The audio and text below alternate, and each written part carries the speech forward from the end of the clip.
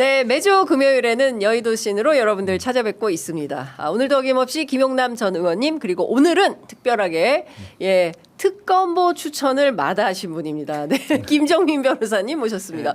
어서 오십시오. 네, 안녕하세요. 두 분 감사합니다. 네. 자, 특검보를 거절하셨는데 아버님께서 그 얘기하면 안 돼요? 네, 하여간 장래가 촉망되는 두 분을 모시고 저희 프로그램 취재 편의점 잘 나가네요. 훌륭하신 분들 모시고 저희가 프로그램 할 수 있어서 영광입니다.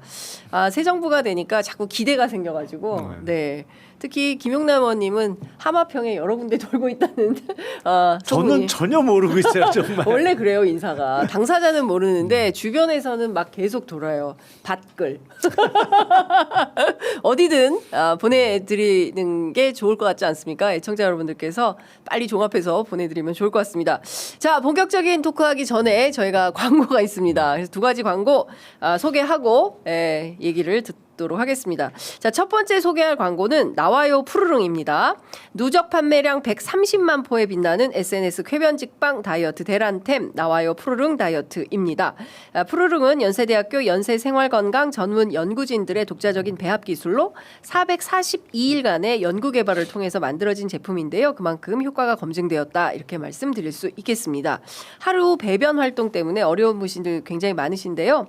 특히 스트레스 많은 우리 직장인들 하루 두 포면 매일 쾌변으로 장을 시원하게 비워내실 수 있으십니다.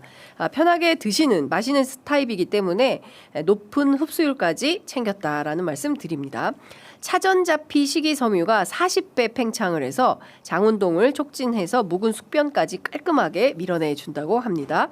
오직 장윤선의 취재 편의점 링크에서만 1+1+1으로 구성이 되었고요. 59% 할인된 특가로 한정판 전용 보트를 사은품으로 증정하는 이벤트도 진행하고 있습니다. 그러니까 고민하지 마시고 여기서 바로 구매하시면 되겠습니다. 나와요 푸르릉 다이어트는 주문 폭주로 인해서 품절이 매우 잦은 상품이라고 합니다. 따라서 재고가 소진되기 전에 빠르게 주문하시는 걸 추천드립니다. 구매 방법은 유튜브 더보기란에 이벤트가가 적용된 링크를 통해서 구매하시면 됩니다. 연세생활건강 나와요 푸르릉 다이어트로 장비움 평생 습관을 만들어 보시기를 바랍니다. 김 변호사님 장은 건강하신 편이세요? 네. 알겠습니다. 자, 두 번째 광고 소개하도록 하겠습니다. 휴온스 두뇌인 PS 포스파티딜세린 징코 상품입니다. 일상생활에서 자꾸 깜빡깜빡 하시는 분, 대화 중에 단어가 떠오르지 않아서 답답하신 분 접니다. 생방 중에 자꾸 단어가 떠오르지 않는데 인지력 저하로 고민하시는 분, 방향 감각이 떨어졌다고 느끼시는 분, 따로 살고 계시는 노부모님들이 걱정되시는 분들께 추천드립니다. 드리는 상품인데요. 더 이상 고민하지 마시고 이제는 휴온스 두뇌엔 PS 포스파티딜세린 징코가 여러분들의 두뇌 건강을 지켜드립니다. 멍한 하루에서 집중되는 하루로 이젠 똑 부러지는 하루가 시작됩니다. 포스파티딜세린은 우리 뇌 세포막의 핵심 구성 성분으로 알려져 있는데요. 대두 28kg에서 겨우 0.002%만 뽑아낼 수 있는 아주 귀한 원료라고 합니다. 이 포스파티딜세린이 식약처 인증 최대 섭취량이 300mg 고함량으로 담겨 있고요. 여기에 은행잎 추출물인 징코와 항산화 대표 주자인 비타민 E까지 더해서 3중으로 뇌 건강을 케어해 드립니다. 구매자분들께서 최근에 올려주신 구매 리뷰가 있는데요. 온 가족이 먹고 있는데 수험생 아이가 머리가 멍해지는 게 줄어든다고 제일 잘 챙겨 먹고 있습니다. 나이가 들면서 가족력 때문에 뇌 건강에 관심이 많아서 매일 챙겨 먹고 있어요. 이런 글 올려주고 계십니다. 웰스NS가 취재 편의점 독자분들께만 드리는 새로운 대한민국 맞이 기념 이벤트가 있습니다. 딴 데서 안 하는 거예요. 새로운 대한민국 맞이 기념 이벤트 2+1입니다. 2+1에 구매하시면 무려 7일분을 더 챙겨 드립니다. 더보기에 할인 링크 있으니까요. 꼭 찾아서 구매하시면 될 것 같습니다. 전화 주문하실 때는 두뇌엔 징코 이렇게 찾아주시면 되겠습니다. 이거 우리 셋 다 먹어야 될 것 같은데. 그렇죠. 그죠? 네. 예. 깜빡깜빡해요. 자꾸 깜빡깜빡해서 저희들이 셋 다 챙겨 먹는 걸로 하고 본격적인 말씀을 좀 들어보도록 하겠습니다. 우선 오늘 저희가 어제부터 단독이 쏟아졌는데 노상원 수첩 저희도 받았습니다. 예, 저희도 노상원 수첩 A4 용지로는 18쪽이고 다 합치니까 71쪽인 것 같아요. 꽤 그래요? 많습니다, 양이. 그래서 요거를 찬찬히 들여다 보니까 진짜 죽을 뻔했구나. 우리 셋 다 죽을 뻔했어요. 예, 진짜 저승에서 만날 뻔했어요. 그러니까 1차 수거 대상은 아니더라도 아니, 2차 네. 내지는 3차에는 그렇습니다. 들어 있겠더라고요. 예, 그러니까 어떻게든 여기에는 포함이 될 수밖에 없었겠다. 5천 명, 10,000명엔 들어갔겠죠. 5천 명이요? 네, 5천 거기 명에는 보면. 들어갔겠을 그러니까 것 같아. 10,000명까지를 얘기했으니까. 10,000명. 예. 진짜 무서운데 그 얘기하기 전에 만드가내야 들어야죠. 만들 어떻게든 만드가내는 들어야 된다. 우린 또 이렇게 등수 이런 거에 예민해서 예민해. 왜냐하면 저기 서울대 내라고 출신이셔가지고 예, 등수에 예민하신 분이라 어떻게든 만드가내는 들어가야 된다라고 말씀 주셨습니다. 자, 그 전에 특검 얘기 좀 잠깐 해보도록 하겠습니다. 조은석 특검이 내란 특검이 지금 진도는 제일 빨리 빼고 있어요. 그렇죠. 그래서 이제 김용현에 대해서 구속영장 청구도 하고 이런 상황입니다. 새 특검이 동시다발로 이제 돌아가고 있는데요. 김건희 특검 그리고 이제 최혜병 특검까지. 근데 갑자기 궁금해지는데 김 변호사님 왜 특검보 안 하신다고 거부하셨습니까? 안 하는 게 아니라 제 기준으로는 못 하는 겁니다. 왜냐하면 특검 수사 대상이 되는 범죄를 제가 박정훈 대령을 대리해서 고소장을 냈거든요. 그러면 내가 고소장 내고 내가 수사한다? 이해충돌? 우습잖아요. 네. 예, 그건 이해충돌 정도가 아니라 당사자성이 네, 당사자. 예, 완전히 뭐 말하자면 검사가 판사가 되는거나 예. 자기가 기소해놓고 나중에 판사라서 재판하는 거랑 본질이 같지 않냐. 그래서 저는 아예 처음부터 염두에 두질 않았거든요. 그건 논리적으로 성립이 안 된다. 이제 그렇군요. 단지 이병현 특검은 왜그 변호사님 찾아오셔가지고 특검보 뭐냐면 박정훈 대령의 변호인으로만 아셨던 거죠. 제가 그 박정훈 대령을 대리해서 네. 고소장을 냈고 그것도 두 건이다. 예. 이건 모르셨던 거죠. 그렇구나. 그러면 단순히 박정훈 대령의 변호인이라면 뭐 할 수도 있지 않느냐. 네. 뭐 그게 꼭 불가능한 건 아니지 않냐 이런 말씀을 하셨던 것 같아요. 생각을 하셨던 것 같아요. 근데 제가 뵙고 아니 제가 두 건이나 고소장을 제가 냈습니다. 그랬더니 그러면 안 되겠네. 바로 이해하고 저희는 그냥 뭐 예. 제안이다 뭐 고사다도 없었고 네. 뭐 언론에 안 한다고 했대. 이 고소장 두 건 들어갔습니다. 그랬더니 그래? 예. 안 되겠네. 그냥 예. 그냥 끝난 얘기거든요. 그러니까요. 근데 사실은 제가 우리가 특검으로 그 김영남 의원님 많이 밀었거든요.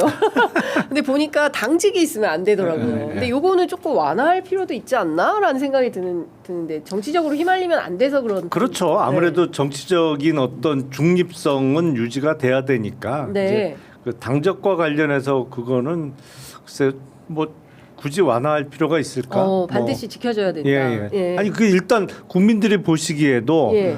그 얼마 전까지 어떤 당적을 보유하고 그 당에서 활동했던 사람이 특검 쪽에서 활동을 하면 이게 그 정당 색깔이 아무래도 그 진하게 입혀질 수밖에 없잖아요. 네. 그래서 그건 아무래도 사법기관에 활동하려면 그거는 조금 배제하는 게 맞겠죠. 네. 예. 저는 좀 생각이 다른데 네. 전 국민이 당적을 갖는 게 좋다. 왜냐하면 우리는 뭐 당적을 갖는 걸 굉장히 이례적인 일로 생각하지 않습니까?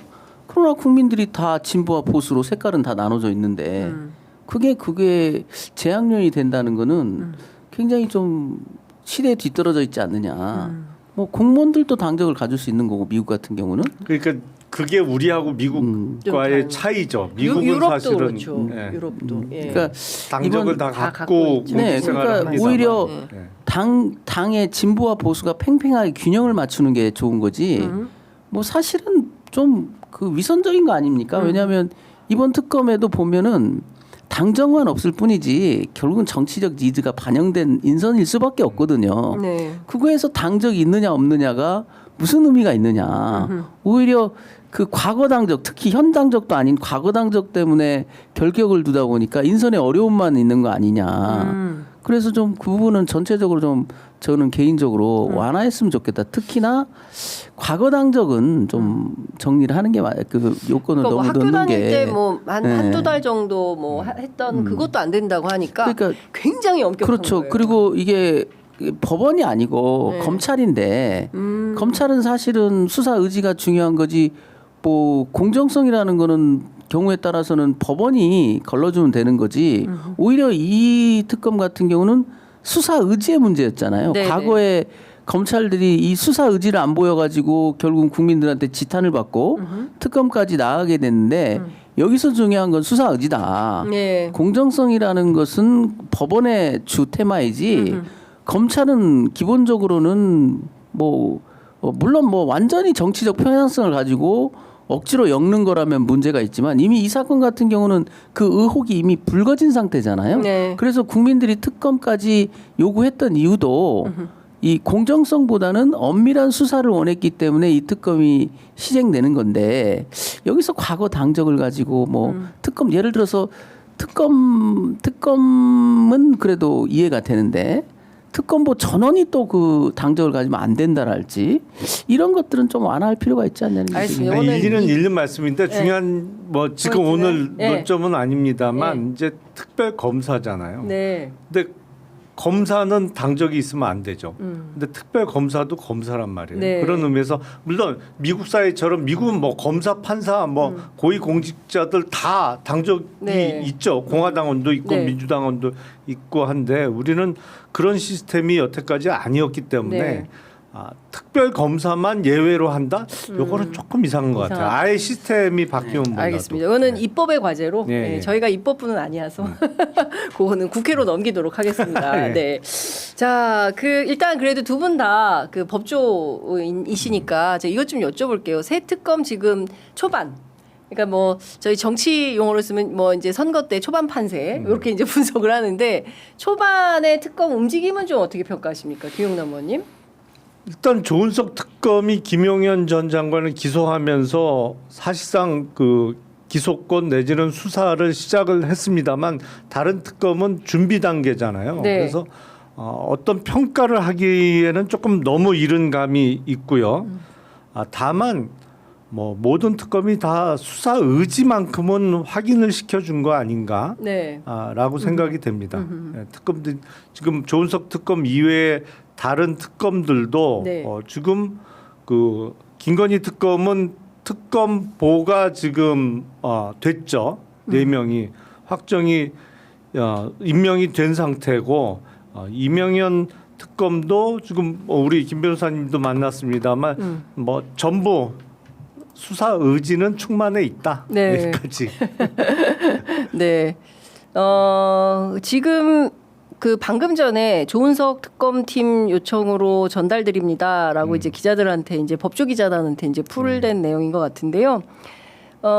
내란 특검의 특검보가 확정되었기에 알려드립니다. 내역은 별첨과 같습니다라고 하면서 특별검사 조은석은 대한변협의 추천을 반영하여 제청하였고 아울러 수사 능력과 수사 관리 능력이 출중한 경찰 출신을 제청한 바 있습니다. 특검보들은 자체 논의를 거쳐 향후 공보 업무를 담당할 특검보로 박지영을 결정하였음을 알려드립니다. 이렇게 이제 됐습니다. 어쨌든 내란 특검은 특검보로 다 확정이 된 것 같아요. 그 이명현 특검은 지금 대통령실에 특검보 이제 요청을 해놓은 상태고 어쨌든 진도는 지금 내란 특검이 제일 빠른 것 같습니다. 네. 네. 저는 내란 특검에 대해서 좀 우려가 있었다고 여러 경로에서 이제 얘기를 들었는데 그걸 그냥 한 방에 해소해 주셨죠. 네, 김용현. 네, 네. 그 정광석화처럼 기소해준 어찌 보면 우리가 원했던 네. 이 국민들의 답답함, 미치도록 답답하고 화나는 이걸 그나마 이제 해소해주는 처음 스타트를 걸었는데 네. 굉장히 그 고무적이고 잘하셨다. 특히 저도 이 기록을 보면서 증거인멸 교사가 굉장히 위중한 범죄라고 봤거든요. 네. 이 내란의 전모가 남긴 노트북 그게 계엄 이후에 수사기관이 손 놓고 있는 사이에 망치로 부셔가지고 제가 그 조서를 보면서 정말 어이없었던 게 워낙 세게 잘게 부시다가 손을 다쳤대요. 이게 말하자면 증거인멸의 정범이죠. 세상에. 양모 그런 사람들에게 우리가 국록을 주고 있었어요. 그냥 김용현과 친하다는 이유로 네. 아무나 갖다 쓴 겁니다. 자기 네. 말 잡는 사람으로. 네. 다른 사람들은 공무원 되려면 얼마나 힘듭니까? 네. 시험 보고 떨어지고 엄청난 시련을 겪어서 그 자리까지 가는데 그냥 자기 옆에 있었던 사람을 갖다가 휙 꽂아가지고 다른 데 있는 사람을 자기 운전병처럼 썼어요. 운전수처럼. 원래 경호처 소속인가 그랬는데 자기가 장관으로 가면서도 계속 전용 운전수점 썼다고요. 네. 이 공사를 구별 전혀 못하니까 결국은 공무원이라는 자가 국록을 받으면서 지시를 받기를 내란범의 지시를 받아서 내란의 중요 증거를 싸그리 박살을 내버린 거거든요. 네. 그게 수사기관이 멍 때리고 있는 사이에 그 중요한 증거가 사라져 버렸어요. 이거는 김용현의 당연한 추가 기소 사안일 뿐만 아니라 네. 그자도 구속해야 됩니다.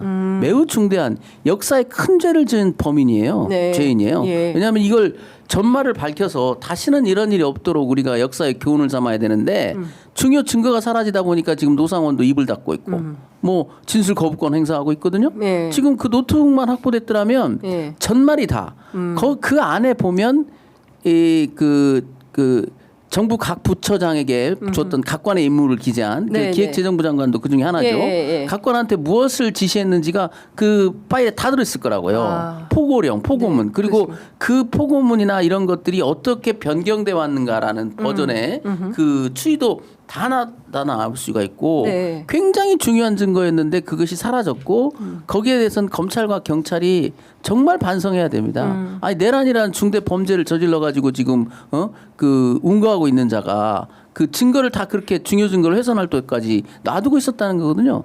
제가 되게 의심스러운 것은 그 노트북을 부시고 바로 검찰에 걸어 들어갔어요. 이건 내통하지 않고는 그렇게 될 리가 없다. 깨끗하게 치우고 들어갔다고요. 깨끗하게 치고 네. 들어갔다.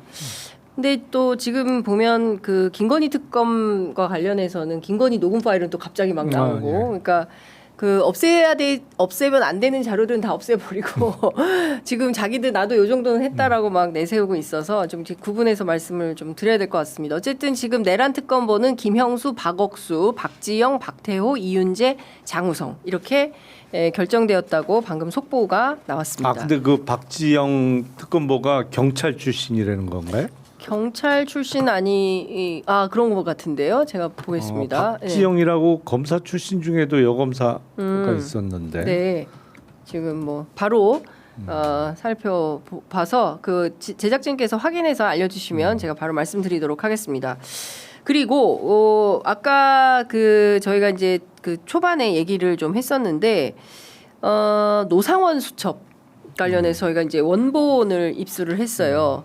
장우선 변호사가 경찰 출신이라고 합니다. 예. 그 말씀 주신 분은 이제 검사 출신 아는 분인가 보다. 예. 네. 그 전에 법무부에서 같이 근무했던 거로 제가 기억하는데. 어떤 분이에요? 일 잘하시는 분이에요? 일 열심히 하죠. 하도 오래돼 갖고 근데. 예, 가물가물. 네, 그럴 때는 포스 파티를 대죠. 그러게요. 근데 지금 그 저희가 노상원 수첩에 대해서 띄엄띄엄 좀 나오긴 했는데 전문의 이렇게 기자들에게 단독 보도 뭐 어제 MBC 저희 뭐 다 입수를 해서 한 것 같은데 어쨌든 보니까 수집소를 여러 개를 하려고 했었고 제주도에도 있었고 그리고 이제 그거 수첩들 하나하나 이제 계속 띄워주면 좋을 것 같습니다. 제작진께서. 자, 이렇게 보면 한 달 이내 지방도 수집 대상을 포함해서 한다라는 겁니다. 지금 저거 보면 예. 시기를 총선 전으로 나누고 있지 않습니까? 그렇습니다. 그래서 검찰이 기소한 내용 중에 그 계엄의 동기가 야당의 줄탄핵 뭐 이런 거다. 네. 그것 때문에 부담을 가졌다. 그건 아닌 것 같아요. 왜냐하면 이미 총선 전으로 나눠서 네. 저 노상원 수첩이 작성된 시기는 총선 한참 전. 네. 그러니까 이미 오래 전부터 역심을 푸는 자들이에요. 네. 그리고 뭐 그 뒤에 보면은 가장 바람직한 것은 여대 야소다 오히려 여대 야소 때 하는 게 제일 좋다. 네. 그리고 여소 야대 때는 먼저 30-40명 정도 국회의원을 체포하고 시작해야 된다. 이런 내용도 있다고요. 그러니까요. 그러니까 이게 상당히 위중한 자료죠. 그렇습니다. 근데 사실은 이 노상원의 수첩이 어떻게 해서 작성이 되고 그리고 이 계획대로 했다면 그냥 그 국민의 절반이 사라질 수준인 거예요. 근데 거기에 무슨 민주당만도 아닙니다. 여기에 보면 뭐 이준석 의원도 있고요. 네. 그다음에 한동훈 대표도 있고요. 뭐 별의별 사람들이 이제 다 포함이 된 건데 우리 김 변호사님께서 노상원 수첩을 쭉 꼼꼼히 다 이제 보셨을 텐데 말씀 주신 것처럼 지금 제일 중요한 게 왜 비상계엄을 선포했을까? 왜 내란을 했을까? 명태균 때문일까? 아니면 지극히 개인적인 가정사라고 하는데 뭐 딴 게 있었을까? 아니면 처음부터 뭐 김건희 통일 대통령 얘기하면서 영구 계획을 획책했었나? 영구 집권 계획. 이 영구 집권 계획을 꿈꿨나? 뭐 이제 이런 생각들이 드는데 의원님께서는 전반적으로 노상원 수첩 보면서 어떤 계획하에 이 수첩이 작성되었을 거라고 보십니까? 그러니까 일단 시기적으로는 말씀하신 대로 적어도 2024년 4월 총선 이전부터 준비를 한 거예요. 네. 그것도 한참 전인 것 같아요. 네. 왜냐하면 총선 판세가 드러나기 전에 작성된 내용으로 네. 보이거든요. 예. 그 임박해서는 누가 봐도 몰라. 노상원은 워낙 희한하게 생각을 하는 사람인지 모르겠습니다만 2024년 4월 총선은 누가 봐도 야당이 대승하는 판세였단 그렇죠. 말이에요. 근데 네. 이 내용으로 봐서는 아니야. 그거를 상정하지 않고 작성한 것으로 보여요. 그러니까 예. 훨씬 그 전에 작성된 내용이죠. 근데 보니까 윤석열 당시 대통령이 집권했던 상황은 사실은 이미 그때 여소야대로 출발한 상황이었잖아요. 네. 2022년 이제 5월 10일 날 취임할 때 이미 여당 의석이 얼마 안 된 상황이었단 말이에요. 그러니까 집권한 이후에 뭐가 자기 마음대로 막 하고 싶은데 안 돼. 왜냐면 국회에서 막히니까. 네네네. 마음대로 할 수가 없죠. 그렇게 하라고 상권 분립 시켜놓은 그렇죠. 거지 우리 헌법이. 근데 헌법이. 상권 분립상 국회가 여당이 의석수가 작다 보니까 자기 마음대로 안 돼. 예. 그러니까 아마도 이거 내 마음대로 한번 해보고 싶은데 계속 걸리니까 예. 이 걸림돌을 치워라. 치워보자. 예. 이렇게 생각했던 것 같아요. 그래서 수거 대상 이름. 예. 근데 저는 저 수첩을 좀 이제 어젯밤에 저도 꼼꼼히 네. 뭐 전달을 받고 이렇게 예. 쭉 봤는데 시기가 훨씬 더 밀다. 뭐냐면 이 노상원 수첩에서 보고 있는 세상, 네. 이 세상은 우리 헌법을 완전히 갈아엎으려는 거기 보면 이제 제가 제일 충격적이었던 게 뭐냐면 선거제도를 완전히 바꾼다. 그러니까. 국회의원을 반으로 줄인다. 네. 국회의원이 무슨 국가 봉사직으로 만든다. 그리고 중국과 러시아 선거제도를 연구한다는 거예요. 맞아요. 예. 중국과 러시아가 민주국가입니까? 중국이나 북쪽은 이 민주주의를 가장한 전체주의 국가잖아요. 그렇죠. 거수기 노릇만 하는 그냥 모여가지고 무슨 대회 한다고 하고 욱샤욱샤 해가지고 뭐 1인 독재하는 그런 걸 모델링해서 이 우리나라 헌법을 바꾸려고 했던 거기 때문에 이걸 역심이라고 정의한다면 이 역심은 청년 시절부터 싹 텄던 것 같아요. 이자들의 이 역심은 네. 이 우리나라가 돌아가는 꼬라지가 너무 마음에 안 들었던 거예요. 거기 보면은 수거 대상에 민자라는 건 다 들어가 있습니다. 민변, 그다음 민노총, 뭐 심지어 정의구현 사재단은 이름도 틀려요. 네. 뭐 정의구현 사재단을 모르는 거예요. 네. 얼마나 이름 틀린 거 예, 많아요. 예. 정청래를 정청래라고 써서. 그러니까 이게 어떻게 보면 바른 말을 하는 싫은 말을 하는 사람들에 대한 뼛속 깊숙한 그 분노. 저것들은 그냥 쓸어버려야 돼. 아하. 이런 생각이 오래 전부터 이렇게 잉태된 거지. 예.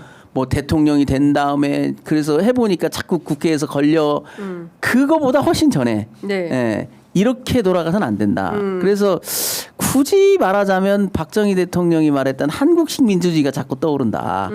왜 미국식 민주주의만 민주주의냐? 한국식 민주주의를 하자. 그때 그런 논의가 유신헌법이 그런 철학적 배경에서 이렇게 나온 거거든요. 갑자기 중국 특색 사회주의가 생각이 나요. 그러니까 저는 그게 놀랍다는 거예요. 네. 중국과 러시아 선거제도를 연구해서 어디다 쓸 건데요? 그러니까. 우리 헌법을 완전히 뜯어 고치겠다는 얘기죠. 네.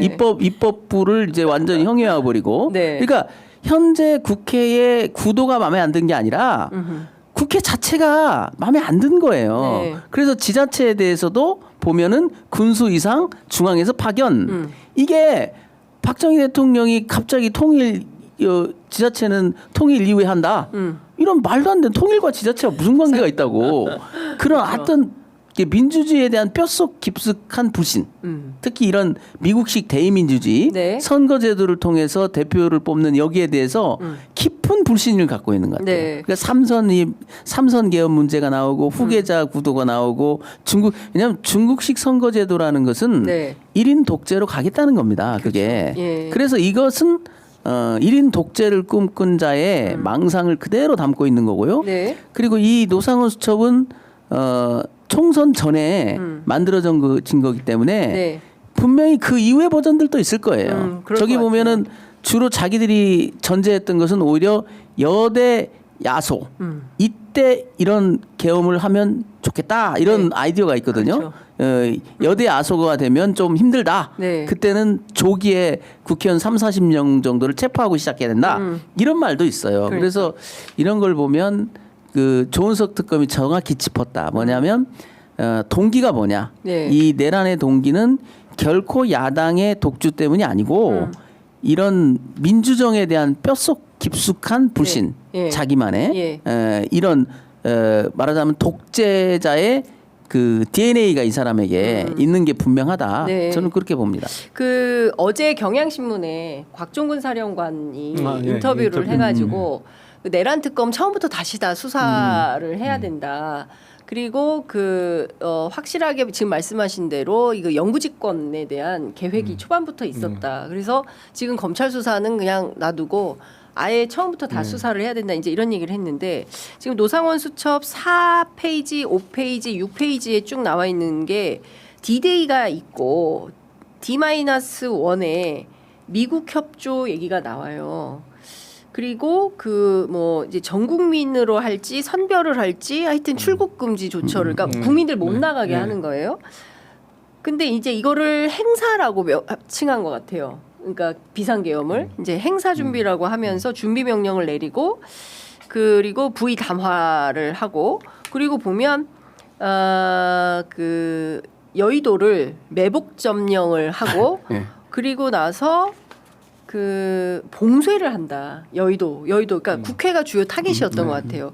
그래서 봉쇄를 하고 봉쇄 기간은 2주에서 3주. 그러니까 아무도 그러니까 예컨대 그 광주를 딱 봉쇄하듯이 그렇게 하려고 했었던 거 아닌가.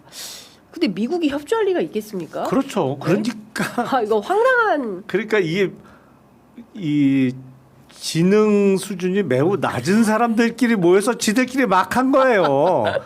택도 없는 소리.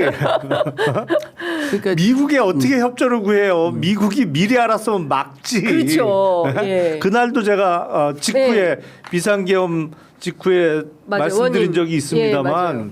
평택에서 정말로 출동 준비하고 군장 싸고 올라오려고 했다는 거잖아요. 계엄군을 진압하려고 네. 미군이. 네. 예. 그게 이제 그러니까 12.12 때 미군이 그런 뼈저리로 반성이 예, 있는 예, 거죠. 예, 미국 예, 예. 입장에서는 그 12.12를 막지 못하고 전두환 군사반란. 전두환 정권이 들어서는 거에 미국이 어떤 면에서 전혀 그걸 막지 못한 책임에 예. 대해서 반성이 있기 때문에 네.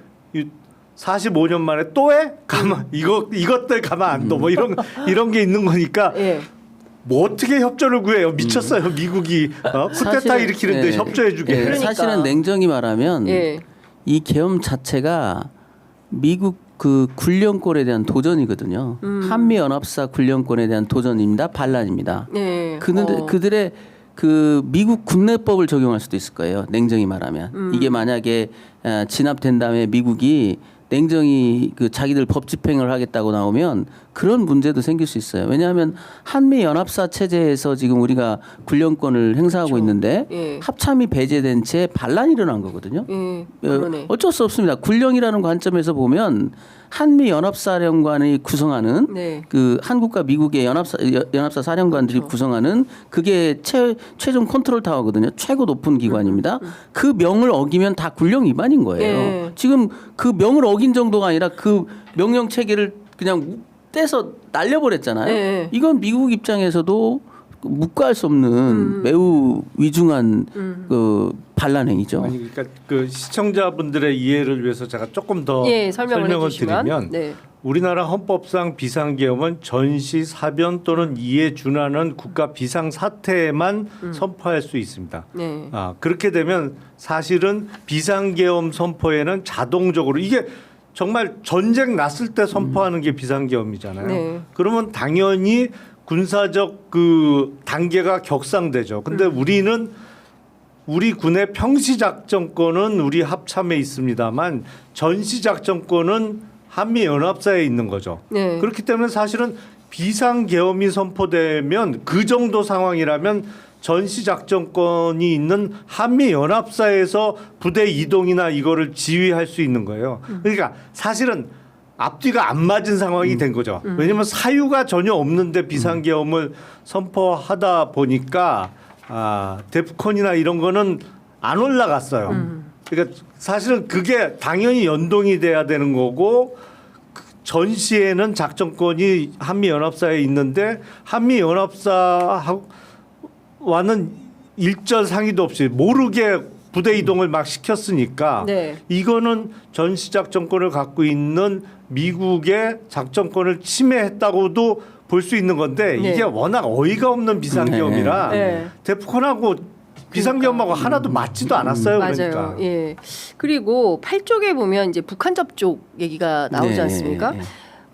그리고 실제로 연평도에 수집소를 설치를 하고 제주도로 가고 그래서 가스 폭파, 침몰, 격침, 난사, 헬기 투입을 하는데 용역 업체가 동원이 된다. 그러니까 이게 무슨 저기도 중국 용역 업체를 자꾸 언급하고 있거든요. 중국? 네, 중국 용역 업체를 끌어들인다. 예.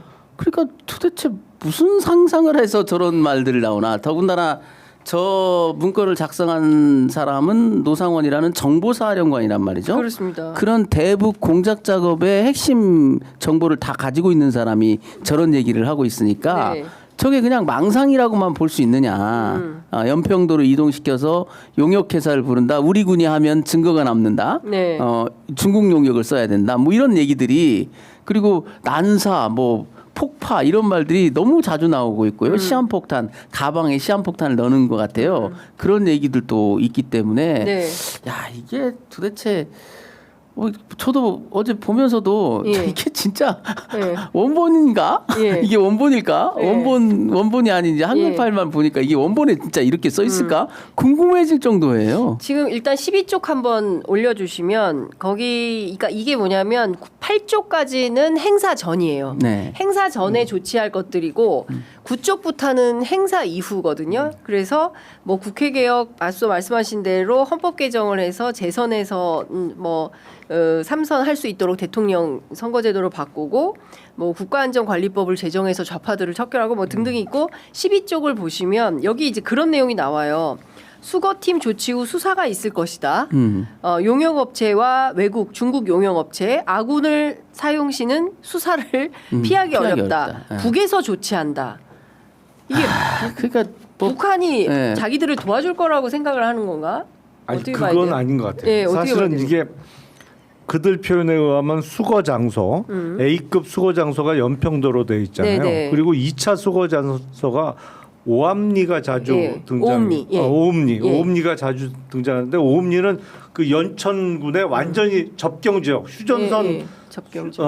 휴전선에 붙어 있는 지역이잖아요. 예. 근데 이게 왜 수거 장소를 저렇게 이동 거리가 먼 연평도나 오음리 이 휴전선 쪽에 잡았을까를 생각해 보면 네. 그래서 중국 용역 얘기를 하는 것 같아요. 그러니까 이른바 제거를 한단 말이죠. 뭐 다 죽인다는 얘기인데 쉽게 예, 얘기하면 예. 다 죽이는데 이거를 북한에서 납치해서 북으로 끌고 가려고 하다가 뭐 저항을 했던 뭐 이동이 용이치 않아서 다 죽이는 시나리오를 짰던 거 아닌가. 네. 그래서 수거 장소를 완전히 접경 지역으로 잡아놓고 그 주변에서 용역 업체가 북한군의 역할을 그걸 하는 거죠. 네. 그래서 나중에 수사를 해보면 이게 북한군이 뭐 간첩이 침투해서 납치해서 데리고 가다가 아니면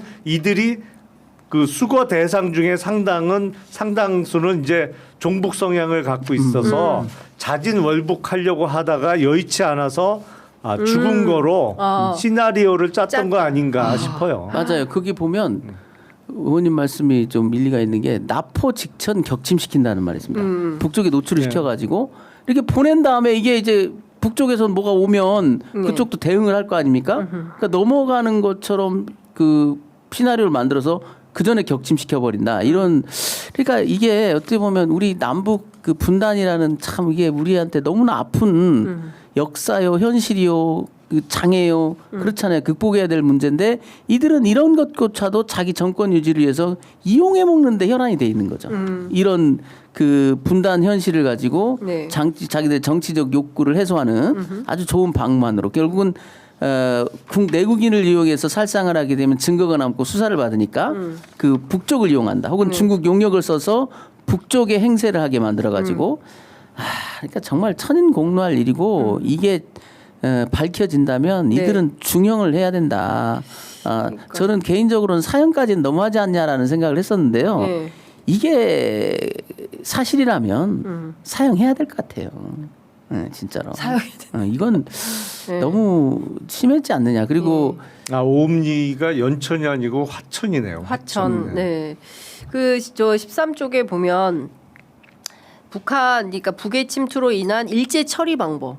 이제 그게 지금 말씀 주신 이제 그런 내용이고 그럼 북한하고 어떻게 접촉할 거냐?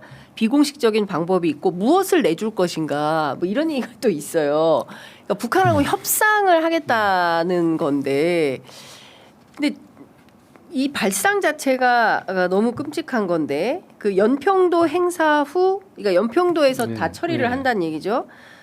추가 후 행사 후 추가 같은 방법은 어렵다라고 하면서 나머지는 또 어떻게 수거할 거냐 이런 얘기를 하면서 이제 앞서 말씀 주신 5천에서 10,000명 정도를 민간 선박 3대에서 5대로 나눠 가지고 용역 외부 용역 업체를 미리 어뢰를 공격한다. 그리고 아니면 NLL 인근에서 북한의 공격을 유도하거나 뭐 이렇게 되어 있어요. 그러니까 북한을 이 작전에 활용하겠다라는 판단과 입장은 노상원 수첩에서 아주 명징해 보입니다.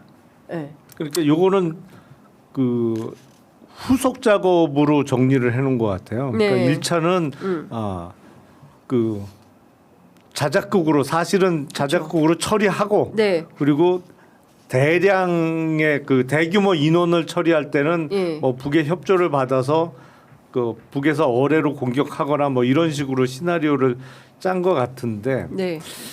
이게 지금 특검의 수사 범위에 외환 유치죄 부분이 들어 있잖아요. 네. 그러니까 이런 게 이제 외환 유치죄 부분이 될 수 있는 것이거든요. 그러니까 북으로 하여금 공격하도록 유도하는 건데 이게 법리적으로 조금 문제가 있을 수 있습니다. 외환 유치죄는 이제 적국이라는 개념이 들어 있는데 네. 거기서 북한을 적국으로 볼 수 있느냐?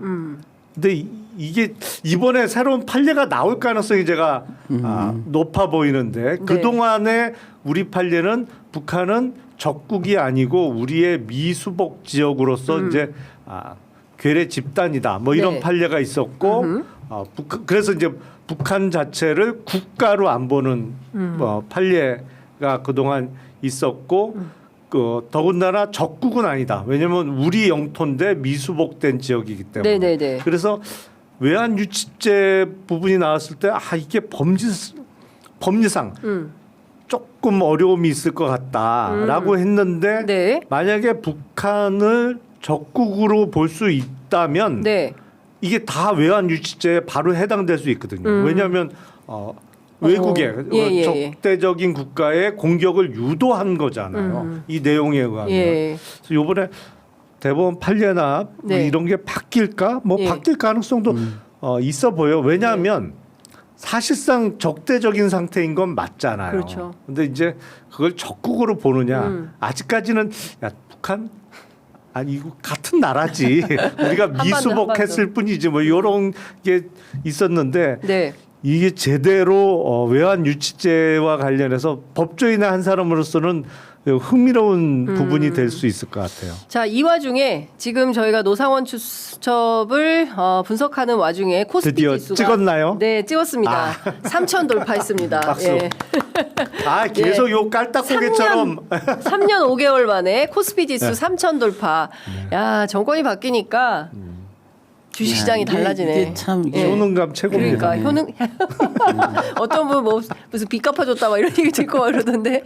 예. 저기 뭐야 그 계엄 선포 직후에 네. 경제부처 장관들이 진짜 완전히 패닉에 빠진 이유가 네. 다 떠나서 이 우리가 국제 경제 속의 일원으로 활동하고 있는 이 나라에서 이 예. 계엄을 했을 때 이게 도대체 가능한 거냐? 경제를 하는 분들은 도대체 이해를 할 수 없는 거죠. 이걸 어떻게 하라는 거냐 이걸. 그런 생각이 벌써 이제 정권이 바뀌니까 경제 지표로 나타나지 않습니까? 네. 참 고무적인 일이고 앞으로 계속 이렇게 난관 없이 이 나라가 경제적으로도 회복하고 잘 됐으면 좋겠습니다. 그러니까. 이게 이란 이스라엘 그 사태만 아니었으면 예. 진작 찍었을 거고.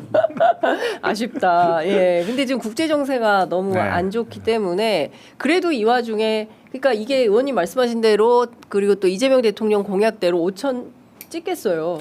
그건 이제 개혁 작업이 순조롭게 진행되면 예. 제가 장담하건대 경제 상황과 상관없이 무조건 5천 찍어요. 근데 오. 이제 그게 조금 걱정이 되는 게 개혁 작업이 순조롭게 진행이 될 거냐. 저항이 사실은 어마어마합니다. 이 물 밑에서 지금 네. 난리도 아니에요. 난리예요, 난리. 근데 문제가 뭐냐면 아니 그렇다고 무슨 새 정부의 개혁 의지를 의심하는 건 전혀 아닌데 네.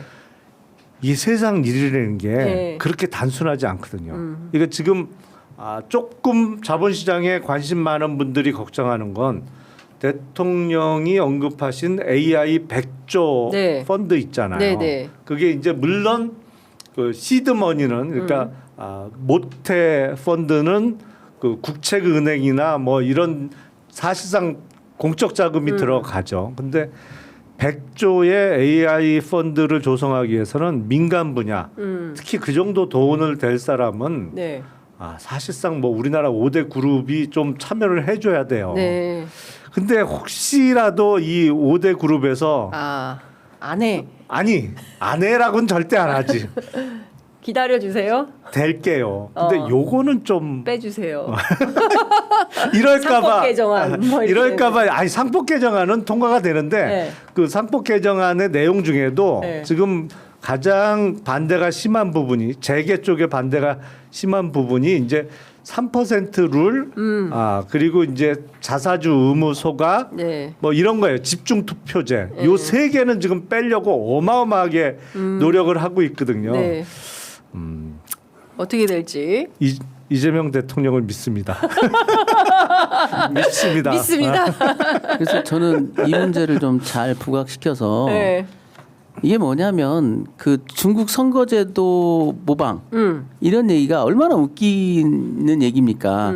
이번에 탄핵 정국에서 그 거리로 쏟아나왔던 많은 우파 네. 극우죠. 그분들이 주장했던 게 중국이 영향을 미친다. 뭐 우리나라가 뭐 중국의 식민지가 된다. 다 말도 안 되는 소리예요. 네. 그들이 추종했던 이 사람들은 도대체 어떤 걸 꿈꿨는지 좀 들여다보라고요. 이 사람들이 예. 자기들이 생각했던 그런 사람들도 아니에요. 이 망상이 실체가 뭔지 좀 잘 이번 내란 사건의 수사를 담당하신 분들이 네. 규명해서 명명백백하게 국민들한테 밝혀서 그리고 저는 이제 이 내란 수사에서 그 다음 단계는 어디냐? 네. 저는 계속해서 국힘에 대해서 우리가 점검하지 않으면 안 된다. 네. 왜냐하면 이 내란 전국에서 공당이라는 자들이 계엄에 동조를 하질 않나. 뭐 그 이후에 사기 탄핵이라고 앞장서서 떠들던 사람들, 네. 이 사람들이 그 크게 보면 다 이 내란 공범들이에요. 그게 이제 내란범에 포섭되는지 안 되는지는 좀 논란의 여지가 있으면 사후 공범이니까. 그러나 정신 세계는 전부 다 내란 공범들이라고요. 여기에 대해서 단죄하지 않으면 네. 이 일은 또 반복될 수 있다. 단기적으로 정치적으로 부담이 되더라도 이들의 위헌 정당성에 대해서는 반드시 짚고 넘어가야 된다. 그게 지금 이제 경제 부담이 되고 뭐 야당에서는 또 그러겠죠. 뭐 정치 보복이다. 물론 그들의 입장에서는 정치 보복이겠죠. 근데 제가 볼 때는 이건 역사 보복이에요. 역사가 보복하는 겁니다. 그 징죄라는 거죠, 징죄. 자기들이 그런 죄를 지었으니 죄를 지은 자들이 선거에서만 졌으니까 다 용서해달라? 말이 안 되는 거예요. 그때 계엄 성공시켰으면 어떤 일이 벌어졌겠습니까? 그때 당시에 국민의힘은 도대체 어떻게 행동했을까요? 그리고 그 당 내에서 그나마 어찌됐든 이 계엄만큼은 위헌이다라고 선언했던 사람들 다 내쫓아 버렸잖아요. 뭐 그 배신자라고 낙인 찍어서 다 내쫓고 입을 막고 했지 않습니까? 이런 점에 대해서는 반드시 분석 판단해서 법적 책임을 물어야 돼요. 그래서 저는 그것이 위헌정당 해산 제도 말고는 다른 방법이 없다. 무조건 이건 위헌정당 해산 절차를 시작해야 된다. 저는 그렇게 보고 있습니다. 근데 이제 위헌정당 해산보다 더 빠르게 특검에서 그 김건희 특검에서 선거법 관련된 사건 수사를 하면 당선 무효형 가능성이 높고 그렇게 되면 393억 원을 토해내야 되고 그러면 자연스럽게 이게 이 당이 유지가 되겠냐? 뭐 사실상 해산 단계로 갈 수 있다 이런 얘기도. 만약에 그렇게 되면 당사 팔아야죠. 그러니까요. 당사 팔고 근데 사실은 돈이 꽤 있어요. 국민의힘에? 예. 아니, 왜냐하면 네. 지방에 이제 시도당 자체 당사를 갖고 있는 게 꽤 많거든요. 근데 워낙 이게 옛날에 사놓은 당사 부지 건물이라 그동안 부동산 가격이 많이 올라서 이게 주로 이제 민정당 때 많이 마련을 했던 거거든요. 민정당 때. 이게 시도당 당사를 지방에. 그래서 많아요. 돈이 많구나. 돈 때문에 뭐 한 400억 물어줘야 돼서 당이 뭐 파산하고 해산해야 될 상황은 아니에요. 아니다. 그건 아니에요. 그렇군요. 야 민정당 얘기 들으니까 진짜 오래됐다.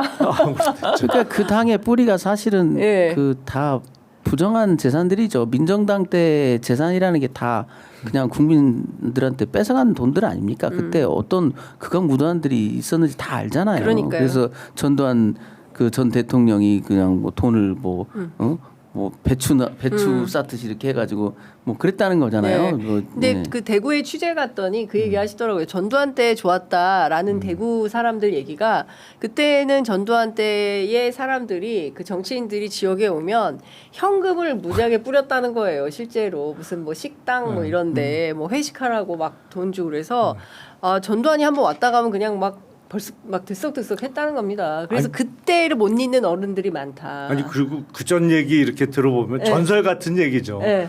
보면 공천이 되잖아요.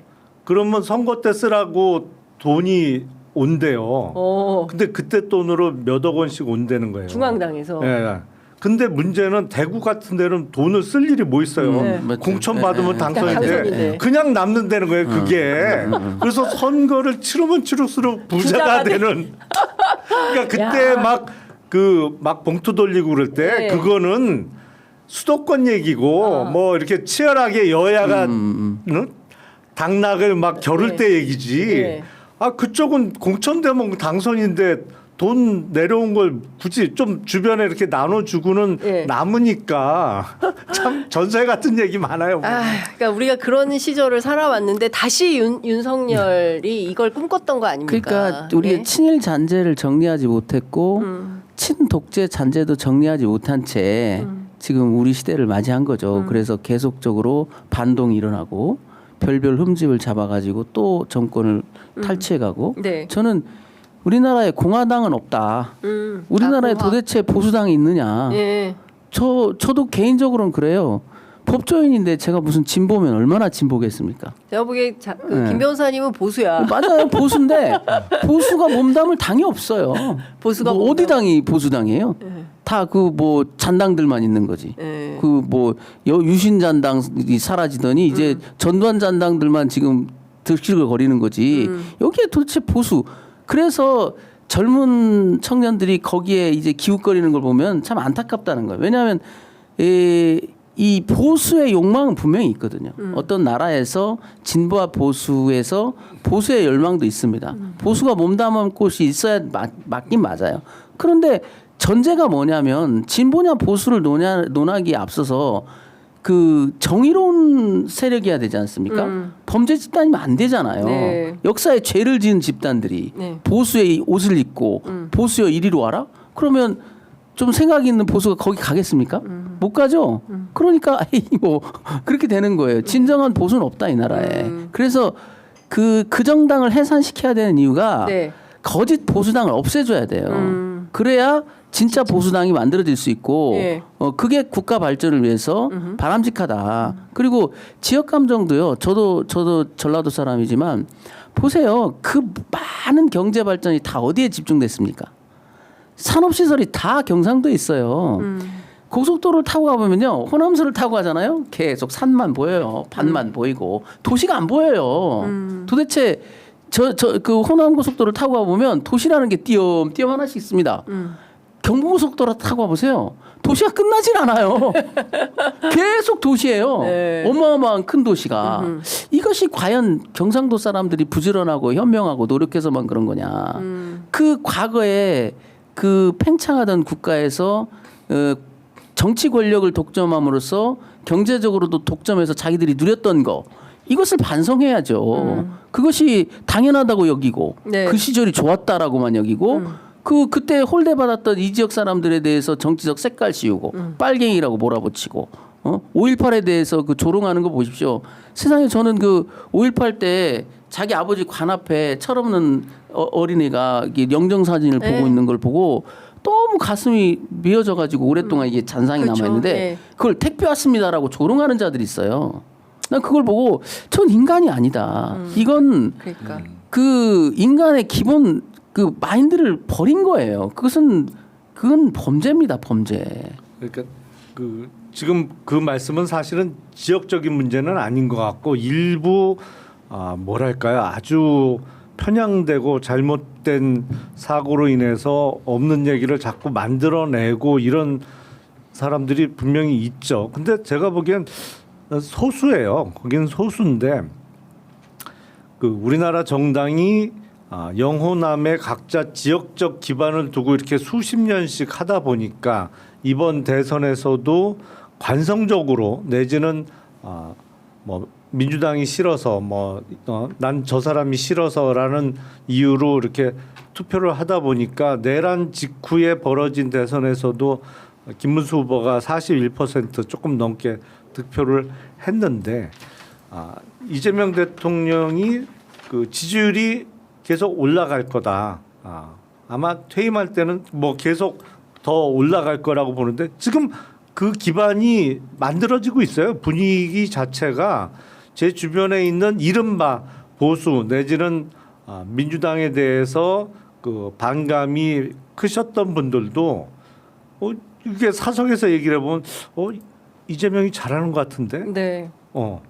왜 저러지? 막 이런 얘기를 해요.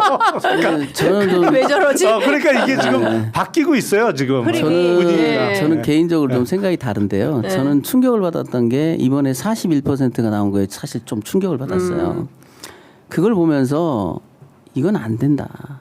과거에 우리가 정치적인 투표를 통해서 네. 나아지길 바랬던 것이고요. 또 과거의 독재 세력과 경상도 그 시민들을 분리해서 다뤄왔어요. 네. 그것이 오랫동안에 우리가 민주 세력이 진보 세력이 취해왔던 스탠스였습니다. 근데 그걸 해서 나아진 게 뭐가 있느냐? 지금 물론 집권 초기에 굉장히 좋은 미래가 보이고 하지만 노무현 대통령 때는 안 그랬습니까? 근데 문재인 하여튼 대통령 때는 안 그랬습니까? 그러니까. 그래서 저는 정치적 이해득실을 따지기에 앞서서 네. 어려운 문제일수록 원론적으로 접근해야 원칙적으로 된다. 접근해야 된다. 우리가 국민의힘이라는 이 반헌법적 반민주적 정당을 용인한 시제가 지금 몇 년째입니까? 몇십 년째입니까? 이거 끝내야 이름을 된다. 바꿔놓고 예. 사실 말해서 그 쿠데타를 했던 정당이 그게 민주정당입니까? 그 이후에 그걸 그대로 이어받아서 또 이름 바꾸고 그래 왔지 않습니까? 그 정당의 뿌리가 어디예요? 전두환 정당이에요. 냉정히 말하면 민정당. 예. 그 재산 그대로 지금 이어받아 가지고 상속 아닌 상속 받아 가지고 지금 저기 청사하고 다 그런 겁니다. 저 도당 네. 건물 다 그런 거예요. 냉정히 따지면. 그렇죠. 그런 문제를 정면으로 한 번도 직시하지 않았다고요. 예. 이번에는 확실히 직시를 해야 된다. 이들을 위헌정당으로 해산시켜야 된다고 저는 봅니다. 알겠습니다. 위헌정당으로 해산시켜야 된다라는 김정민 변호사님이 앞으로 해산운동을 하실 것 같습니다. 해산운동에 어깨띠를 메고 적극적으로 나서는 걸로 알도록 하겠습니다. 자, 이제 11시 2분이어서 마무리를 해야 되는데요. 어쨌든 내란 특검, 김건희 특검, 최상병 특검 있는데 우리가 막 그 노상원 수첩 오늘 뭐 적극적으로 좀 저희가 다뤄봤고요. 사실 지금 김건희 씨가 입원 중이기 때문에 이제 특검 조사에 어떤 방식으로 응할 거냐 이거 굉장히 궁금한 그리고 이제 관전 포인트가 되는데 결국 윤석열도 어제 체포영장에 불응했기 때문에 두 사람이 동시 구속되는 상황으로 갈 수밖에 없는 거 아니냐. 네. 다음 주 어떻게 예상하십니까? 뭐 지금 그 경찰이 조은석 특검하고 체포영장과 네. 관련해서 조율 협의를 중이라고. 하고 있다고 하니까 조만간 결론이 날 거고요. 네. 김건희 씨는 지금 검찰 소환에 계속 불응을 하고 있는데 끝까지 안 나갈 것 같아요. 근데 검찰은 지금 문제가 뭐냐면 그 제가 후배 검사들 만나봐도 검사들도 심우정 검찰총장에 대한 불만이 어마어마합니다.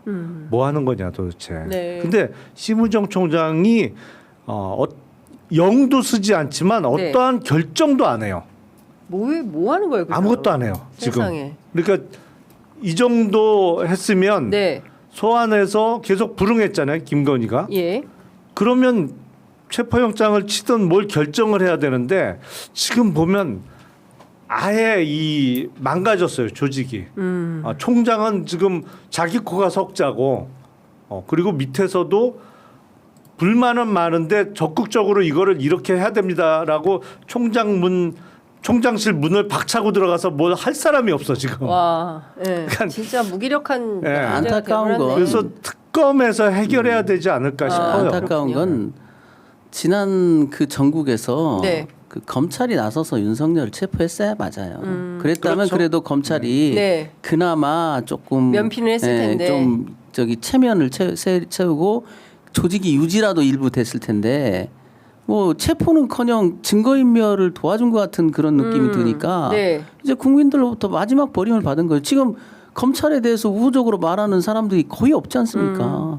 왜 물론 검사들 대부분 99.9%는 고생하죠. 근데 0.01%처럼 예. 때문에 네. 과거에도 뭐 군사 정권 때도 그랬죠. 뭐 군인 전부가 정치군인이었나요? 그렇죠. 자, 변호사님 11시 5분인데 요 얘기는 꼭 들어야 될 것 같아서 요것만 짧게 여쭤볼게요. 주진우 의원은 왜 그런가? 최혜병 특검의 수사 대상이 되는 저는 겁니까? 그 7월 31일 날 예. 11시 한 23분경인가 예. 800에 7070으로 주진우 의원한테 전화가 갔거든요. 예. 그때 저는 불려 들어갔다고 봐요. 아, 그 대통령 경로 직전에 예. 대통령이 윤석열이 이종섭한테 전화하기 직전에 예. 먼저 그 조태영이 불려 들어간 것 같고요. 따라서 주진우도 불려 들어간 것 같아요. 왜냐하면 전화가 그때 있습니다. 예. 800-7070으로 주진우 통화가 의원한테 안 되니. 전했고요. 그리고 유독 이 사건에 대해서 주진우 의원이 취하는 이 스탠스가 예. 정말 좀 이해가 안 되는 뭐 때문에 그렇게 이 문제에 대해서 그렇게 집착을 하고 말도 안 되는 그 명석한 분이 네. 뭐 수사권이 없다는 등 이런 회개망측한 논리를 펴면서 계속 이 문제에 대해서 이상한 태도를 보이는 것은 뭐 좀 이유가 있지 않느냐. 그래서 저는 그 오판이 주진우가 심어준 오판이 아닌가. 수사권이 없으니 누구누구를 혐의자로 특정하지 말라는 그 오판이 주진우 의원이 심어준 건 아닐까? 예. 그런 의문이 좀 들어요. 의문이 든다. 그 다음에 이제 실무적인 집행은 이시원 당지 뭐 공직기강 비서관인지 네. 그분이 했지 않느냐. 그래서 역시나 제가 처음에 주진우 의원을 제일 의심했거든요. 예. 이 사건 핵심이. 근데 예. 나중에 이시원만 나오고 주진우 의원이 안 나오길래 잘못 짚었나? 예. 그 특수통은 맞춘 것 같은데 예. 청와대 아니 용산에 가 있는 검찰 출신 특수통은 맞춘 것 같은데 예. 이시원이었는데 이제 예. 주진우로 착각하게 됐나 이랬는데 결국은 주진우 의원 쪽에 좀 더 가능성이 높지 않느냐. 수사받을 수 있다. 당연히 수사는 받겠죠. 예. 왜냐하면 특검에 의해서. 그때 무엇을 했는지는 당연히 규명해야죠. 전화가 있으니까. 전화가 그리고 있으니까. 그 이후에 예. 법조인의 상식에 반하는 수사권 없어서 어쩌고 저쩌고 하는 말을 왜 동조했는지 그런 것들을 쭉 조사해볼 필요가 이 있지 않느냐. 수사권 없다는 얘기는 이제 박정훈 대령이 네. 국방부 그 수사단장을 했는데 수사권이 없다. 박정훈 대령이 수사권도 없으면서 이 저 최병 사건을 수사했다. 뭐 그 논란이 있냐 없냐 논란이 있었는데 그 말씀을 좀 하신 겁니다. 아이고 그 오늘 하여튼 오늘도 뜨겁게 두 분 모시고 말씀을 잘 들어봤고요. 아마도 이제 다음 주에 또 뵈야 될 것 같은데 예, 오늘은 여기서 마무리를 취재 하겠습니다. 편의점을 끝내는 이 시점에도 네. 3천 위에서 놀고 있습니다. 코스피는 코스피 만세 드디어 만세. 3천 넘었다. 네, 빨리 그 김용남 의원님 따라서 주식 시장으로 들어가야 됩니다. 5천 가자. 5천 가자. 자, 그리고 저희 취재 편의점에서 이제 매주 금요일마다 오전 11시부터 좀 늦었는데요. 참여연대 민변하고 공동 기획으로 내란 재판 직관 1열. 두 분이 내란 재판 다녀온 두 분이 있습니다. 그래서 직접 방청기를 들어보는 어디서도 들을 수 없는 얘기입니다. 취재 편의점에서만 들을 수 있기 때문에 잠시 광고 보시고 금요일 특별판 함께 하시겠습니다. 잠시만요. 두 분 말씀은 잘 들었습니다. 고맙습니다. 네, 네, 감사합니다. 고맙습니다.